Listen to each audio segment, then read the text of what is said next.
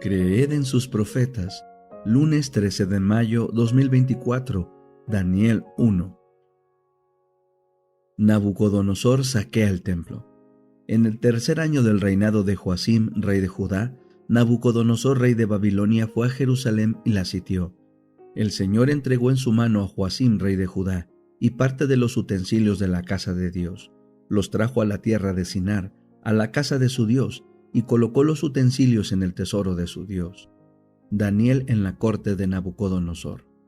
El rey dijo a Aspenaz, jefe de sus funcionarios, que trajera de los hijos de Israel, del linaje real y de los nobles, a jóvenes en quienes no hubiera ningún defecto, bien parecidos, instruidos en toda sabiduría, dotados de conocimiento, poseedores del saber y capaces para servir en el palacio del rey, y que les enseñara la escritura y la lengua de los caldeos.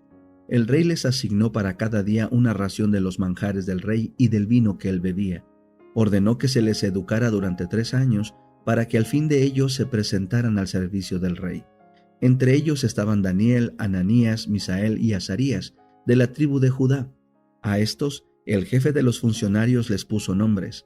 A Daniel llamó Belsasar, a Ananías Sadrac, a Misael Mesac y a Azarías Abednego.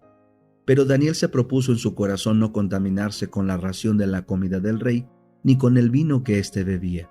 Pidió por tanto al jefe de los funcionarios que no fuera obligado a contaminarse.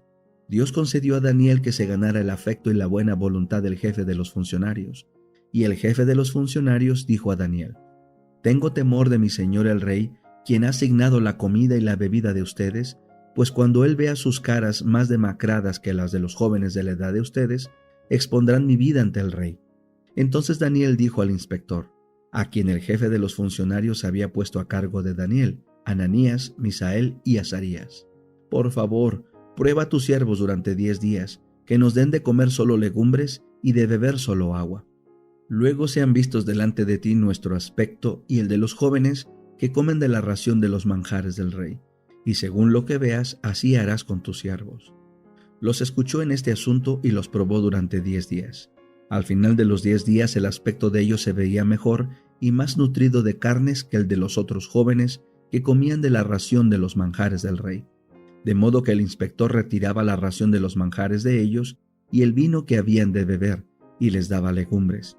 A estos 4 jóvenes Dios les dio conocimiento y habilidad en toda clase de escritura y sabiduría, y Daniel era entendido en toda clase de visiones y sueños. Pasados los días, al fin de los cuales el rey había dicho que los trajeran, el jefe de los funcionarios los llevó a la presencia de Nabucodonosor. El rey habló con ellos y no se encontró entre todos ellos ninguno como Daniel, Ananías, Misael y Azarías. Así se presentaron al servicio del rey. En todo asunto de sabiduría y entendimiento que el rey les consultó, los encontró 10 veces mejores que todos los magos y encantadores que había en todo su reino. Y Daniel continuó hasta el primer año del rey Ciro. El deseado de todas las gentes. Capítulo 30. La ordenación de los 12. Estaba por darse el primer paso en la organización de la Iglesia, que después de la partida de Cristo había de ser su representante en la tierra. No tenía ningún santuario costoso a su disposición, pero el Salvador condujo a sus discípulos al lugar de retraimiento que él amaba, y en la mente de ellos los sagrados incidentes de aquel día quedaron para siempre vinculados con la belleza de la montaña, del valle y del mar. Jesús había llamado a sus discípulos para enviarlos como testigos suyos, para que declararan al mundo lo que habían visto y oído de él. Su cargo era el más importante al cual hubiesen sido llamados alguna vez los seres humanos, y únicamente el de Cristo lo superaba. Habían de ser colaboradores con Dios para la salvación del mundo. Como en el Antiguo Testamento, los 12 patriarcas se destacaban como representantes de Israel, así los 12 apóstoles habían de destacarse como representantes de la Iglesia evangélica. El Salvador conocía el carácter de los hombres a quienes había elegido. Todas sus habilidades y errores estaban abiertos delante de él. Conocía los peligros que tendrían que arrostrar, la responsabilidad que recaería sobre ellos, y su corazón amaba tiernamente a estos elegidos. A solas sobre una montaña, cerca del mar de Galilea, pasó toda la noche en oración por ellos, mientras ellos dormían al pie de la montaña. Al amanecer, los llamó así porque tenía algo importante que comunicarles. Esos discípulos habían estado durante algún tiempo asociados con Jesús en su labor activa. Juan y Santiago, Andrés y Pedro, con Felipe, Natanael y Mateo, habían estado más íntimamente relacionados con él que los demás y habían presenciado mayor número de sus milagros. Pedro, Santiago y Juan tenían una relación más estrecha con él. Estaban casi constantemente con él, presenciando sus milagros y oyendo sus palabras. Juan había penetrado en una intimidad aún mayor con Jesús, de tal manera que se le distingue como aquel a quien Jesús amaba.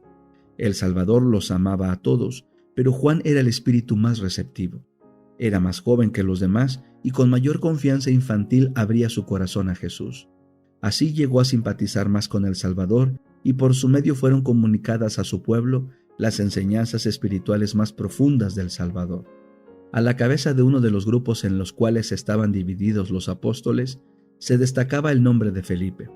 Fue el primer discípulo a quien Jesús dirigió la orden terminante: «Sígueme».